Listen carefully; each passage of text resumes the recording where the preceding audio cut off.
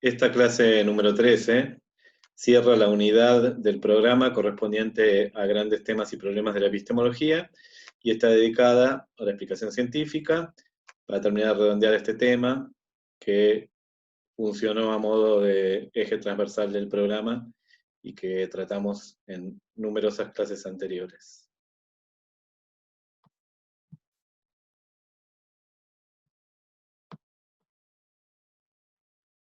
Voy a hablar de explicación científica como un tópico de la agenda epistemológica. Esta idea es del epistemólogo argentino Héctor Palmas, una frase que tomó de él, y de alguna forma captura mi posición sobre la temática, en el sentido que lo considero, como vimos desde las primeras clases, un topos, un lugar propio de la epistemología, caracterizante de la epistemología y distinguidor de las diferentes escuelas epistemológicas, de los diferentes estilos de epistemología, de diferentes épocas, de diferentes autores.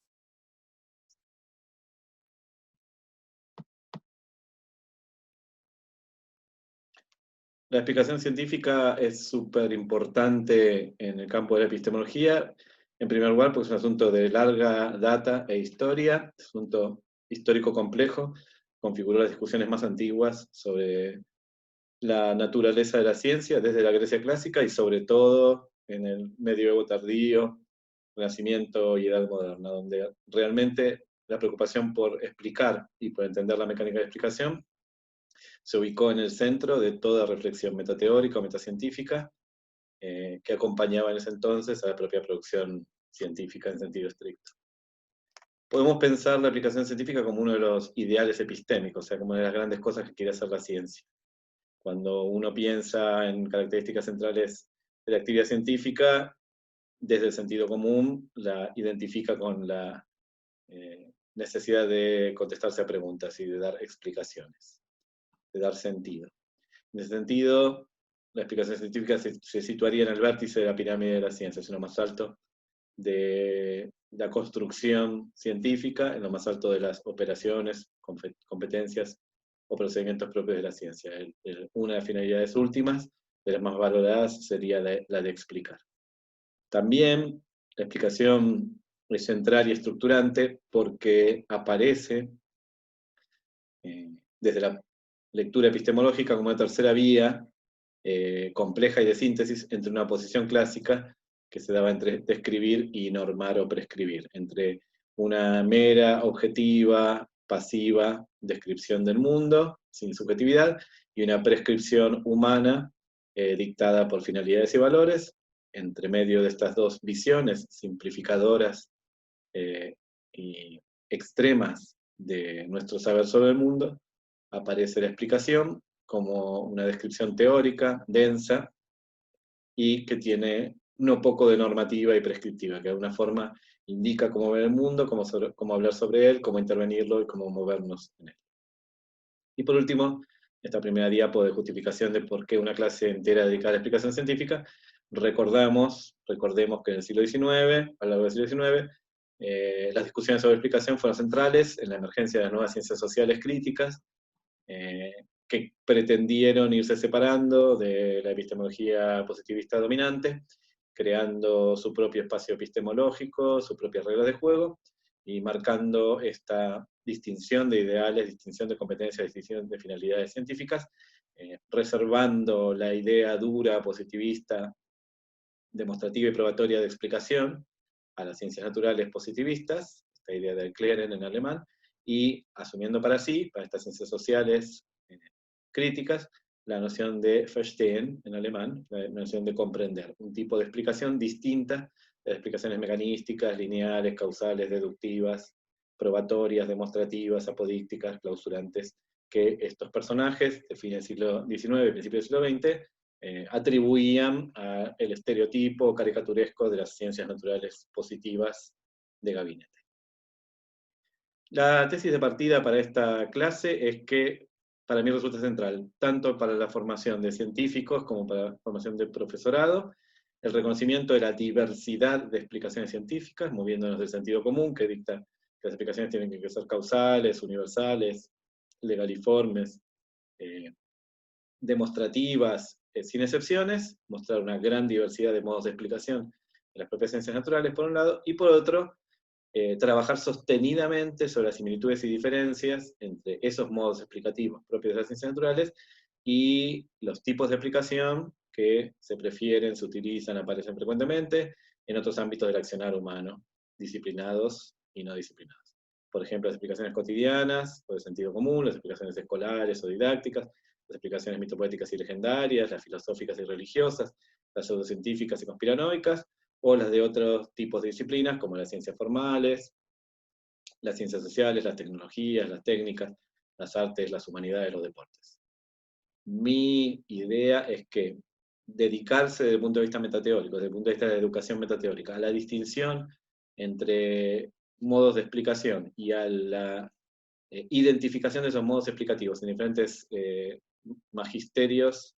o ministerios del saber humano es súper formativo, es centralmente formativo para quienes van a ser científicos, científicas, investigadores científicos, y para quienes van a ser profesores en las aulas de distintos niveles educativos.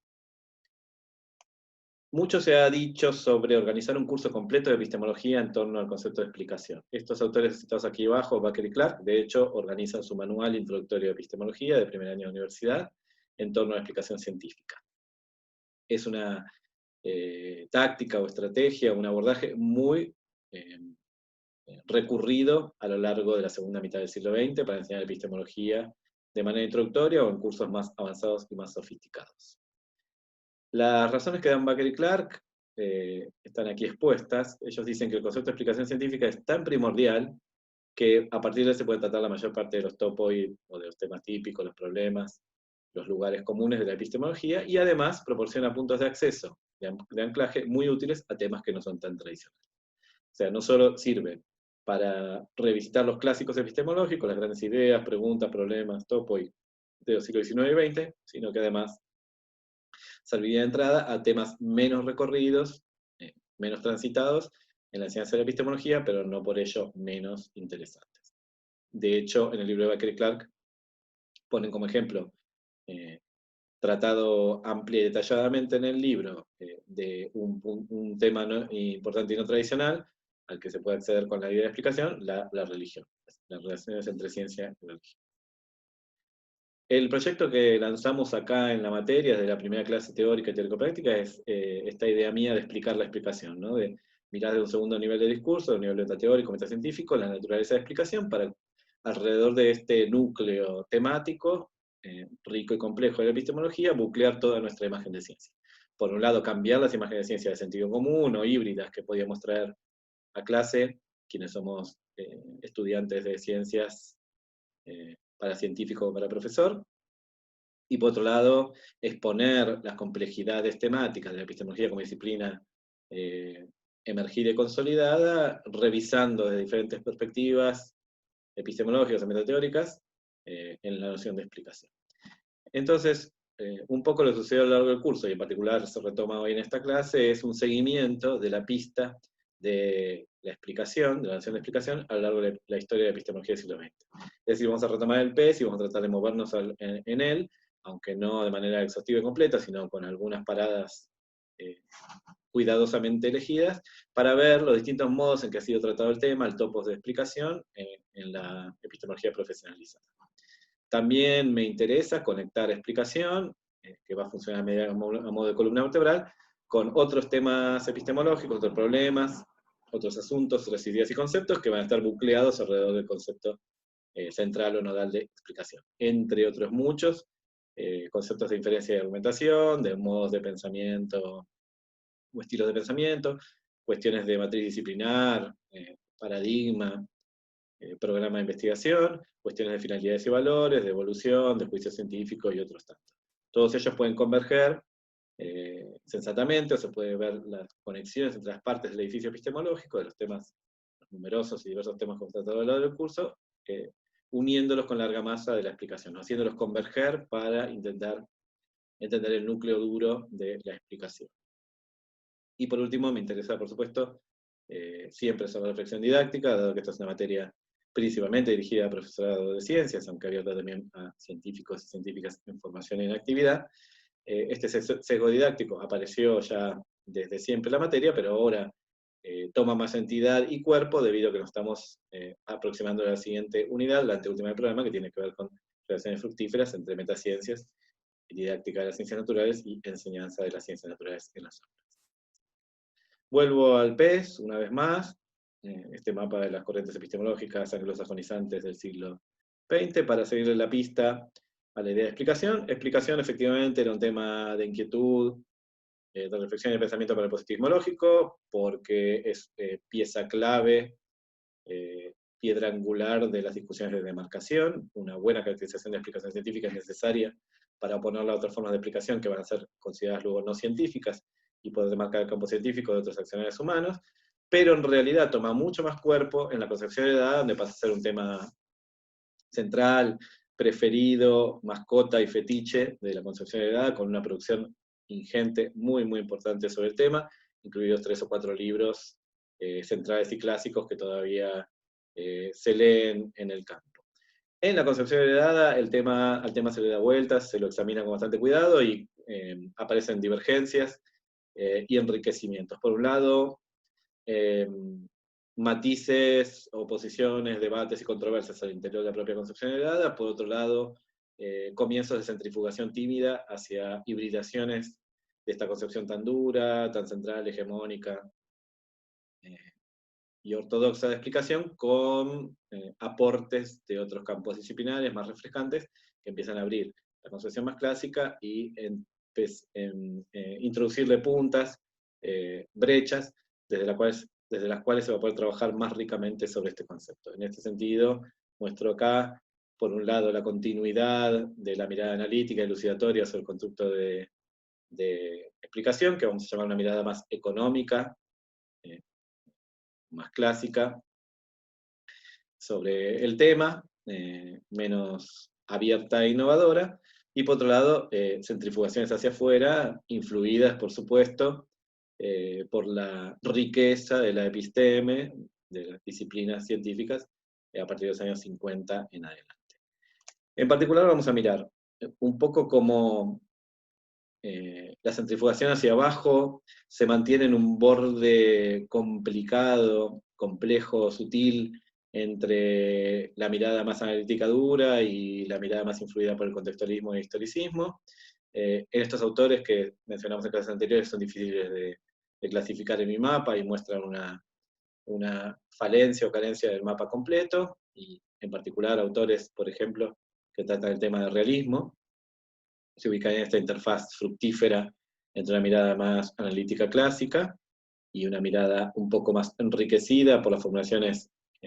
internalistas o no historicistas de la nueva filosofía de la ciencia y por el contextualismo e historicismo moderados de la epistemología popular. Por otro lado, en la parte de arriba también una sintonización entre estas aperturas o brechas que deja la concepción heredada a fines de los años 60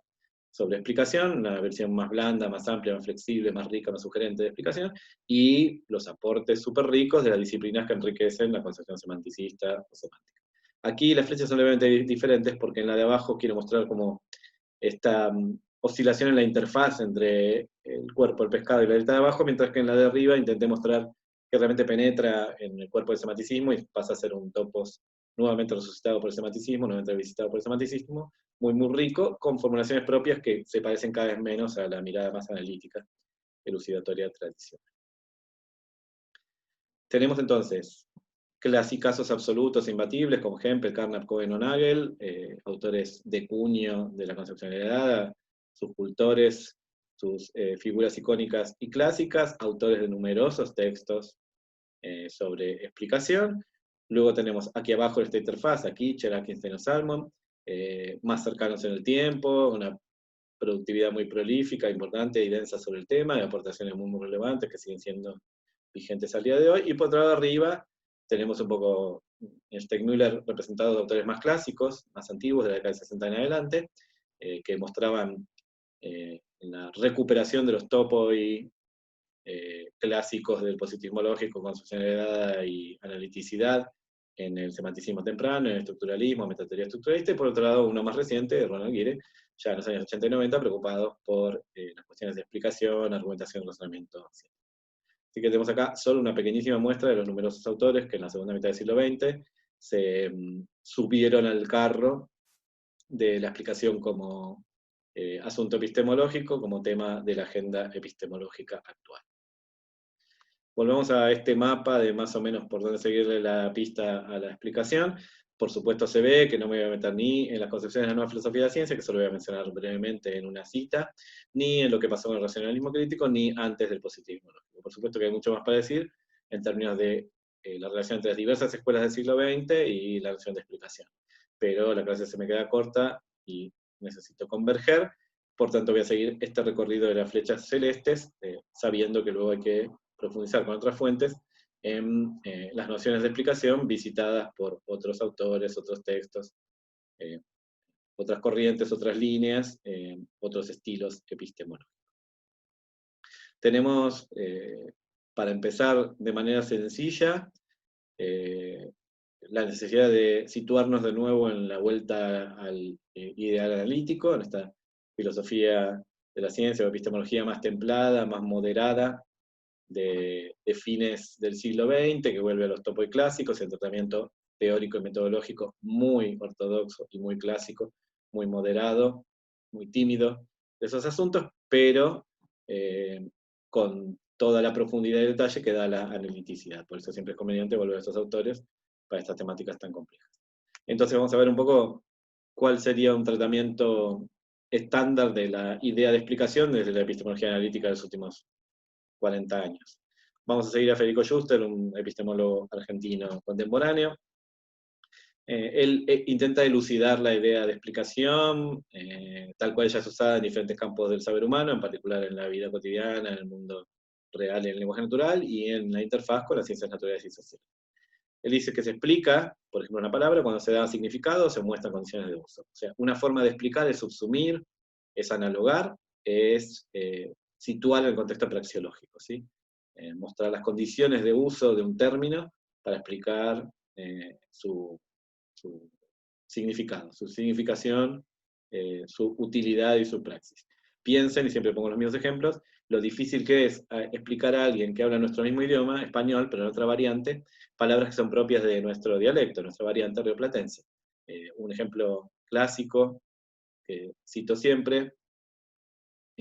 es el desafío que a veces hacemos en clase de intentar explicar con nuestras propias palabras y de la manera más rigurosa posible a un español de España, a un español que habla la variedad peninsular, la palabra trucho, ¿sí? O la palabra chanta.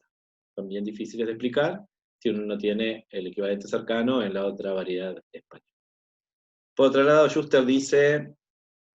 que se puede explicar cómo funciona una máquina o cómo se anda en bicicleta. Entonces hay explicaciones que son información detallada y desplegada acerca del desarrollo de un proceso de una tarea. Estas a él las llama explicaciones del tipo cómo, ligadas fuertemente a aspectos descriptivos, secuenciales, lineales, narrativos, propios de folleto o catálogo de IKEA, ¿no? De armado de un mueble paso a paso. Y por supuesto él se sitúa ahora en un tercer momento de explicación, en una tercera visión de explicación, que él dice que es la más importante para las ciencias naturales y sociales, relativa a la comprensión profunda de un proceso, explicaciones de tipo qué o de tipo por qué. Entonces, en las ciencias, mucho más que los dos primeros usos de la idea de explicación, nos interesa este tercer uso, que tiene que ver con explicaciones de qué y de por qué. Aquí está mostrando, por supuesto, la hilacha analítica, la forma más tradicional. En lugar de darle consideración a las dos maneras anteriores de entender explicación, que siguen siendo tanto más ricas que la tercera, se sitúa en una comprensión clásica y tímida, acotada, de la explicación, que fue la tradicionalmente aceptada en el corpus epistemológico del siglo XX para las disciplinas emergidas, consolidadas, puras y duras. Volviendo al mapa, ahora miremos todo este trayecto, cómo esta preferencia casi morbosa de la concepción dada por el concepto de explicación científica inicia una serie de vueltas sobre sí misma, de complejizaciones, de matices, de profundizaciones muy interesantes, muy importantes, que ocupan unos 15 años de producción, llevando a debates y controversias fuertes al interior de la comunidad. Recuerden los debates entre Hempel y Carnap sobre el lugar de la inducción, de lo probabilístico, de la comprobación y verificación parcial, y convergente. Luego aparecen estas tres flechas rojas de centrifugación, hibridación con nuevas cosas y ampliación de horizontes, y vamos a ir también a la flecha de abajo de esta oscilación entre una mirada más tradicional analítica, en el centro del pez, y abajo las aportaciones más tímidas, menos radicalizadas, menos exageradamente socioculturales o sociohistóricas, que provee toda la rama de izquierdas, la rama crítica, social y contextualista de la epistemología. Entonces vamos a ver cómo, desde esta concepción heredada, luego ampliada, se elucida la idea de explicar en las ciencias naturales. La explicación, por supuesto, es aceptada por estos autores, que es un término ambiguo y polisémico. Pero, dado que en castellano normal o normativo usamos la palabra explicación para un conjunto de eventos, de acciones, de actividades humanas bien tipificado, aunque diverso tipificado, entonces tenemos que reconocer parecidos de familia al interior de ese conjunto de cosas, y por tanto un juego de lenguaje específico, unos juegos de lenguajes específicos con los cuales se usa la idea de explicación. Por tanto, podemos rastrear en el lenguaje natural, el sentido común, en la vida cotidiana, en el lenguaje infantil, en el lenguaje escolar, y por supuesto en el lenguaje técnico y científico, aquellas instancias donde la colocación explicar y la idea de explicación están bien usadas, son aceptadas comunitariamente como bien usadas. Entonces miremos algo de la diversidad al interior de estas instancias de buen uso, de buena praxis, de la idea de explicación. Cuando se dan reglas para la acción, cuando se aclaran el significado de las palabras y cuando se proveen el porqué o razones para inteligibilidad. Para iluminar o arrojar luz. Estas metáforas de luz, de ver, de iluminación, de distinguir, marcadas por Lakoff y Johnson en su texto clásico, son muy usuales en conexión o en relación con la explicación en muchos idiomas humanos. También conviene volver siempre a la etimología, aquí muy brevemente. Explicar en latín es desplegar, desenredar, desovillar, y finalmente también explicar en latín clásico. También ahí se automatiza explicar en el sentido de hacer inteligible y desenredar, desbrozar y desmalezar. Tiene que ver entonces con algo que estaba compactado, oscuro, oculto, cerrado, denso, que nosotros abrimos para hacer ver a los demás, a los interlocutores, a quienes son destinatarios de nuestra explicación, todo el cuadro completo, desocultando relaciones y vínculos que no son obvios, no parecen tan obvios, trayendo las superficies y sentidos latentes, y comparando lo desconocido con lo familiar, de modo de, como les dije antes, arrojar luz, echar luz sobre lo que está oculto. En este mismo bucle rojo del centro del mapa, donde la concepción heredada volvió y volvió sobre el tema, escribiendo ampliamente sobre él y trabajando con mucha profundidad y detalle, aparece una primera propuesta de clasificación progresiva, cada vez más sofisticada y abierta, de las explicaciones admisibles en ciencias naturales. Tenemos un primer momento donde la nomológico-deductiva domina el campo y es la que se supone obligatoria para ciencias naturales maduras, y entonces, por tanto, hay intentos muy grandes de reducción de otras formas de explicación a la nomológico-deductiva. Después de peleas intestinas y de ampliaciones varias y de influjos interdisciplinarios, se abre el campo de la reflexión metateórica, científica, a unas explicaciones ampliativas, o por lo menos no monotónicas, que sean de carácter inductivo, probabilístico inductivo, y por último, en el tercer paso, con la fuerte influencia de los giros, sobre todo el giro pragmático, semántico y lingüístico, abriremos también a explicaciones abductivas o hipotéticas o ampliativas, con fuerte carácter pragmático o práctico. Debo aclarar que el nombre nomológico deductivo está muy extendido en la epistemología, es estándar y es el que usa en todas partes. El probabilístico inductivo ya es menos usado, se lo identifica más bien algunos desarrollos analíticos del último cuarto del siglo XX, y el pragmático deductivo es mucho menos usado a su vez, es una propuesta mía, entre otros, que a mí me sirve y me da sentido, y que tiene otros nombres para otros. Acá estoy hablando de tres formas de explicar o de comprender la explicación, tres explicaciones de la explicación, que efectivamente estaban disponibles hacia fines de los años 60, cuando la concepción heredada comienza a declinar, a hacer ruido, a hacer agua,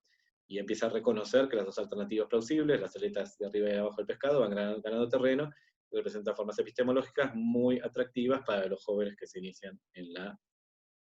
disciplina. Sin embargo, a pesar de que digo que están disponibles a finales de los años 60, realmente uno ve, como dije antes, cierta progresión en estos tres modos de explicación. una aceptación progresiva de su legitimidad en el campo de las ciencias naturales. Entonces, retomo esta metáfora que usé varias veces, en teórico y en teóricos prácticos, de los carteles que hay en la puerta, en la entrada de las montañas rusas, que dicen que uno tiene que ser más alto que determinada raya o línea para poder entrar en la montaña rusa. Bueno, esta es la idea del listón muy alto, ¿no? De la demarcación. Se pone un ideal de explicación muy, muy alto, sumamente exigente, que después es incumplido flagrantemente por todas las disciplinas y todas las explicaciones, incluidas la propia física, que había sido usada como modelo a seguir, o como epítome de racionalidad, de axiomatización y de explicación completa. Entonces, realmente la primera parte de la producción de la concepción heredada es tratar de reducir o acomodar o limar otras formas de explicación a la nomológico-deductiva, diciendo que son en realidad, real, al final de todo, explicaciones nomológico-deductivas, pero parciales, o todavía no estabilizadas, o conatos, o esquemas de explicación nomológico-deductiva, o explicaciones que nos aparecen superficialmente como si fueran de otro tipo, pero que en el fondo pueden ser luego vueltas a presentar, reconstruidas de manera nomológica. Cuando ese ambicioso programa falla por todas partes, hacia por todas partes, y ahí es muy importante la influencia de la biología de mediados del siglo XX, sobre todo la biología evolutiva, darwiniana o neodarwiniana, entonces la concepción heredada acepta humildemente que se había pasado en la altura de la raya de la montaña rusa, en las exigencias puestas a la explicación, y empieza a abrirse poco a poco a otras comprensiones de explicación. La primera en aceptarse, por supuesto, es la inductiva. Se ve que el uso de la probabilidad, del pensamiento probabilístico, estadístico, estocástico es importante, y entonces los desarrollos de la matemática, estadística y probabilidad de las décadas de 40, 50 y 60 acompañan esta aceptación de esas explicaciones parciales, convergentes, de patrón o de recurrencia, no estrictamente deductivas. Para la aceptación de, a su vez, explicaciones aún más amplias, más hipotéticas, más inferenciales, más provisorias, más modélicas, necesitan pasar más años. Probablemente hasta fines de los años 60 no está completamente asumido en la concepción de edad ya muy alicaída y en las alternativas plausibles, que las explicaciones pueden estar muy lejos de la deductiva y la inductiva, en sentido estricto, y ser de este estilo mucho más ampliativo, osado, inventivo. Vamos a recorrer estas tres nociones o patrones de explicación estudiados por la concepción heredada en sus últimos años. El modelo de cobertura legal, que es el modelo que se apoya en lo nomológico deductivo, se puede considerar un gran triunfo de la concepción heredada, un gran triunfo intelectual de la concepción heredada, debido a que, de alguna forma, representa un ascenso al pico del ideal de reducción, de unificación, de construir un gran edificio de ciencia con gran unidad metodológica, gran unidad teórica, mostrando que efectivamente se encuentra una forma superior, súper avanzada, súper sofisticada de explicación, distinta a la de otros ámbitos del accionar humano, e igual para todas las ciencias maduras que alcanzan sus ideales. Así que de alguna forma, el poder describir con mucho cuidado, mucha sofisticación formal y mucho uso lógico este tipo de explicación representó un punto alto, muy alto, de la concepción heredada. A partir de ahí todo es barranca abajo, porque efectivamente ahora al tratar de extender este molde tan bien tramado, tan bien armado, tan bien justificado, a las diversas explicaciones que van apareciendo en el libro de texto y en otros textos científicos, empieza a ser cada vez más complicado el proyecto, empieza a mostrarse que esta pretensión de unificación bajo el modelo homológico deductivo tenía mucho de ambicioso y utópico y poco de realista y de aterrizado. La cobertura legal es el modo de aplicar el tipo de explicación, el patrón de explicación homológico deductivo, es cubrir los hechos del mundo subsumiéndolos bajo leyes universales abstractas generales, válidas para todo tiempo y lugar. Acá un texto largo de Rodolfo Gaeta, otro epistemólogo, profesor de epistemología argentino contemporáneo, dice, explica en términos clásicos y ortodoxos, muy hempelianos, qué es la cobertura legal o qué es el modo nomológico deductivo de explicar. Hay un enunciado que se llama explanandum, que tiene que ser deducido de otros enunciados que llaman explanan. Lo primero en latín sería lo que ha de ser explicado, y lo segundo sería lo que explica.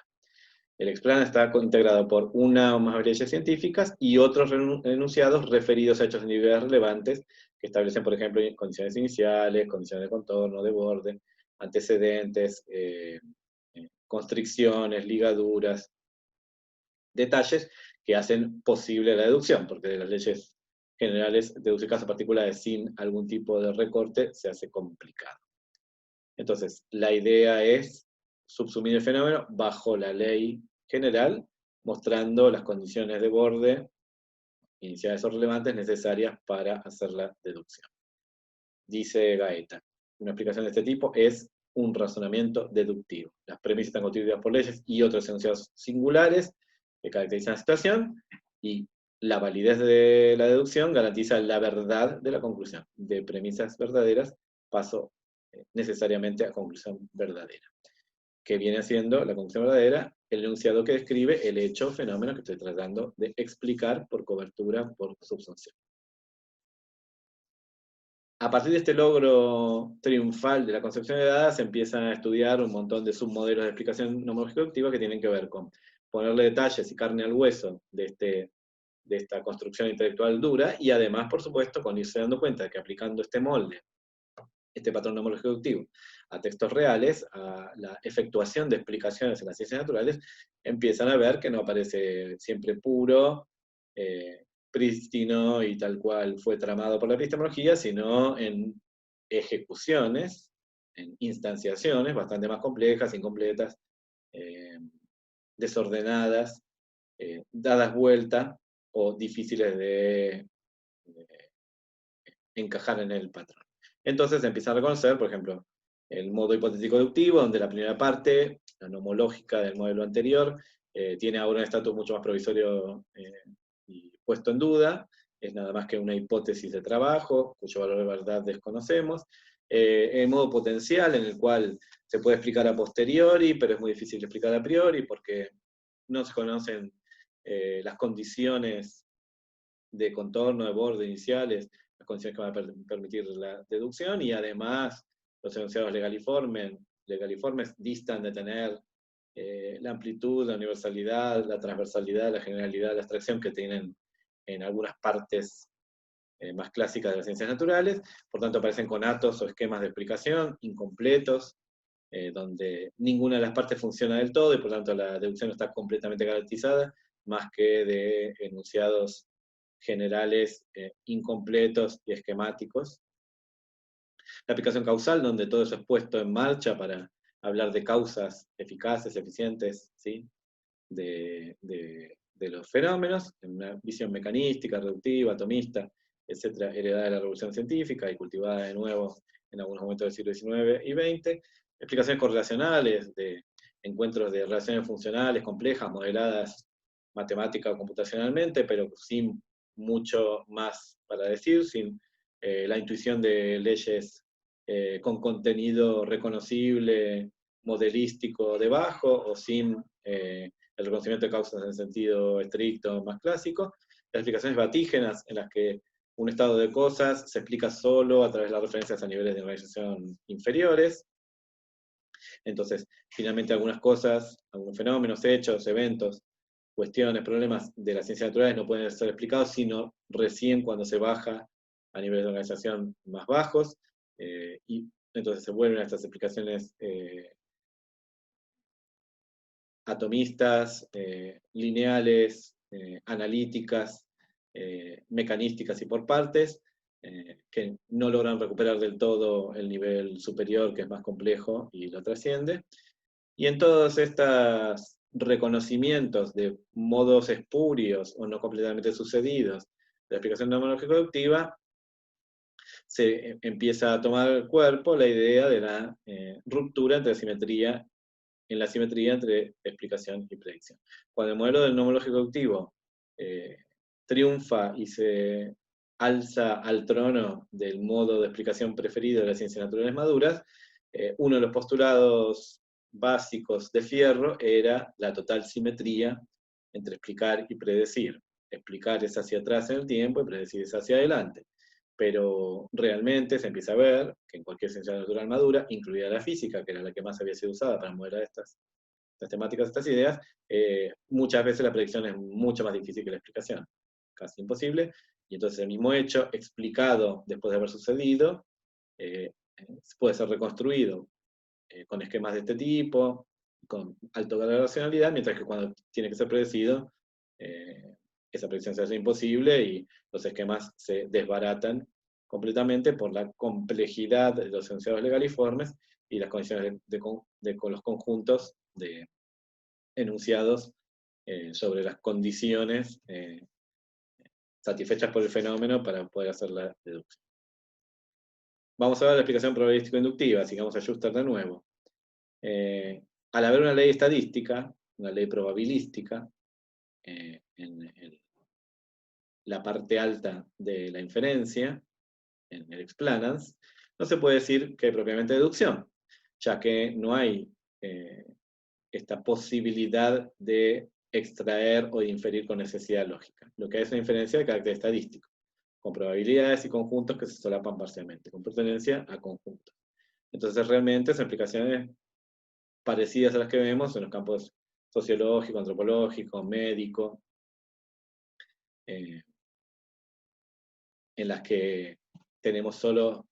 cierta plausibilidad de la conclusión y cierta propensión o intensidad de la probabilidad de esa ocurrencia de la conclusión. Dice Schuster, retomando estas mismas ideas que comenté en la diapositiva anterior, sobre la ruptura entre explicar y predecir, la explicación estadística es a posteriori. Habiendo ocurrido algo, se explica. Si el hecho que no ha ocurrido todavía no se puede predecir en sentido estricto, sino más bien se ve la propensión de que ocurra, la probabilidad de que ocurra, la plausibilidad de que ocurra, el cálculo de la ocurrencia de un efecto tal o cual. Por supuesto también vale lo contrario, que no ha ocurrido el efecto, también se puede explicar debido a los juegos probabilísticos, los juegos inferenciales estadísticos e inductivos. Vamos ahora una vez más al mapa, al PES, para mirar toda la centrifugación, toda la rica herencia que nos dejan las discusiones sofisticadas del positivismo lógico, la concepcionalidad, mejor dicho, después centrifugadas e hibridadas, enriquecidas y dialogadas, en la epistemología actual en su conjunto, más o menos tomando del 75 en adelante, los últimos casi 50 años, ¿qué pasa con visiones más sofisticadas de la explicación? Tanto en este borde entre la mirada elucidatoria clásica y formalista y los enriquecimientos contextuales y pragmáticos, como en el borde con la mirada más cognitiva, semántica y modelista. Acá ya podemos hablar entonces de modelos de explicación sin leyes. Nos deshacemos de la necesidad de las leyes en sentido estricto y también incluso de los enunciados legaliformes. Basta con intuiciones, patrones, recurrencias, modelos, analogías, reglas de juego, normas, que disten mucho de ser legaliformes y nomológicas para poder darle a la maquinaria de explicación. Tenemos entonces explicaciones conceptuales que tratan de arrojar luz sobre algo a través de la participación de ese algo en una red conceptual, por sus relaciones intelectuales y definitorias, o matemáticas y formales y abstractas, con el resto de conceptos de la red, explicaciones genéticas, donde se busca la evolución, el cambio, el progreso, la sucesión de hechos y de eventos que llevan a un estado de cosas actual, o del pasado o del futuro. Explicaciones teleológicas dirigidas a fines, a propósitos, a finalidades, a metas, a objetos, con mayor o menor intención o agencia. Cuando se intenta sacar todo lo que tenga que ver con intencionalidad y agencia, se puede hablar incluso de explicaciones teleonómicas, nombre propuesto por la epistemología de biología para sacar todo matiz de volición, intencionalidad, inteligencia, agencia humana o antropomorfismo. Luego tenemos explicaciones funcionales sobre funciones que tienen determinadas cosas, hechos, eventos, fenómenos, problemas, sucesos y sistemas dentro de un conjunto de ideas. Explicaciones estas por comprensión o significación, por empatía, por iluminación, por sintonía, en la que algunos hechos o eventos cobran sentido porque son comparados con otros, son intuidos cubiertos y abrazados por algún marco general de ideas, en los cuales cobran sentido, y explicaciones de estas inferidas o abductivas, más amplias en el marco más pragmático abductivo actual, y en particular aquí se trabajó muchísimo en esta perspectiva híbrida entre el centro de pescado y la aleta de abajo, lo que se llama inferencia a la mejor explicación. Y ahora, sofisticadamente, inferencia a la mejor explicación disponible. IVAE, por sus siglas en inglés, tema súper trabajado en el último cuarto del siglo XX, de esta mirada más elucidatoria, hibridada con el giro pragmático y también con algunas cuestiones semántico-cognitivas. En toda esta apertura a los modelos de explicación sin ley, ya superado el positivismo lógico, la concepción heredada, y moviéndonos en estas tres líneas rojas del pescado, estas tres flechas rojas del pescado que muestran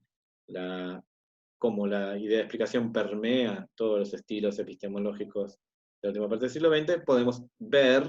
un avance hacia explicaciones basadas en modelos, o sea, la participación de la idea de modelo científico en la naturaleza de estas explicaciones que no son legaliformes, formalistas, abstractas, lineales, mecanísticas, deductivas, probatorias, como las clásicas en los inicios de la concepción heredada. Entonces, como ejemplificación o aterrizaje de esto, miremos una forma de empezar la explicación pragmático-aductiva, siguiendo ideas de Gaeta y colegas en el libro de Eudeva. Aparece la introducción del elemento práctico o práxico, o sea, del giro praxeológico, de las prácticas reales in situ naturales. Entonces, este elemento práctico, una novedad introducida para la nueva filosofía de ciencia postcuniana, aquí se refiere a los seguidores y detractores de Kuhn, en este impas pericuniano del que hablamos nosotros en el curso, y también a las nuevas formas sofisticadas de postcunianismo, que aparecen en la parte baja del pescado. En esta nueva filosofía de ciencia postcuniana surge la necesidad de tener en cuenta que una explicación constituye una respuesta a un interrogante. Y en general los interrogantes son de por qué sucede un hecho, por qué acontece, por qué adviene un hecho,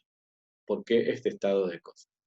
Los factores considerados explicativos por el productor de explicación son elegidos, y aquí les voy a poner de pragmática, entre un conjunto de hechos considerados objetivamente relevantes por algún marco teórico científico en sentido amplio. Pero la elección está determinada por elementos que varían de un contexto a otro. La elección es una elección pragmática y contextual, muy rica, donde hay decisión o juicio científico. Esa es la idea de abducción. A partir de un pool o repertorio de modelos, se seleccionan unos u otros por consideraciones pragmáticas, considerándolos la menos peor explicación, la explicación más pertinente, más cubridora, más general, más abstracta, más fructífera, más entendedora y más potente,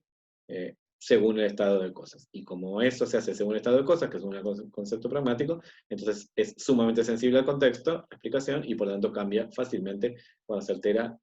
el contexto, incluso en lo más mínimo. Esto da una idea de una explicación mucho más fluida, vital y modificable que esas explicaciones monolíticas, eternas y mutables, que pretendía fabricar o hacernos creer el positivismo lógico de la concepción general. Y ahora, como anuncié al inicio, ya empezamos